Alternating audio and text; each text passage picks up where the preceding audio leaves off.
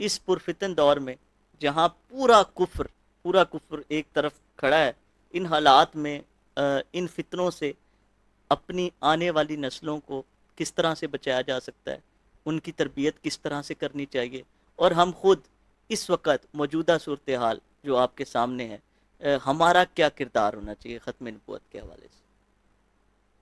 एक तो ये कि जो हमारा सिलेबस है ठीक। उसमें अकीदा ख़त्म नबूवत पर कुरानिक आयात और अहादीस नबविया और उसकी तशरीह की सूरत में, हम्म, फिर मुनकरीन के जितने एतराज़ात हैं उनके जवाबात, ख़ासतौर जैसा मुफ्ती साहब ने इशारा किया, हुज़ूर पीर मेर शाह साहब गिलानी घोड़ी रहमतुल्लाह अलैह उनकी किताबों को सहल आसान करके भी गोल्डा शीट से इस दफ़ा छप रही हैं, ठीक। खुलासा बयान करके, ताकि आवाम को समझ आ सके। समझ आए, बिल्कुल सही। उसमें जो 3 किताबें आम हैं, 2 हाँ। के मैंने जिक्र किया, पहली हदियतुर रसूल किताब है, ठीक दूसरी है। फिर शम्स अपना शम्सुल शम्सुल हदाया हुदा। हयातुल मसीह पर, तीसरी जो है सैफ चिश्तियाई, ठीक। फिर आपके फतावा, फिर आपके जो बाकी किताबें उनमें जहाँ जहाँ जिक्र है बाकी उलमा के, जो ये अवाम के सामने सिलेबस की सूरत में स्कूलों, कॉलेजों, यूनिवर्सिटियों में रखे जाएं, बिल्कुल ठीक। ताकि हर घर में एक पैगाम पहुंच जाए कि ये एतराज़ात, ये जवाबात हमारे पास हैं। ये तो अल्हम्दुलिल्लाह ईमान की पुख्तगी है लोगों में, कि अगर किसी को नहीं पता, कुरान की आयत तो बड़ी मशहूर है सूरह अहज़ाब की, हर बंदा जानता है कि माँ काना मोहम्मद नबा अहद मिन रिजालिकुम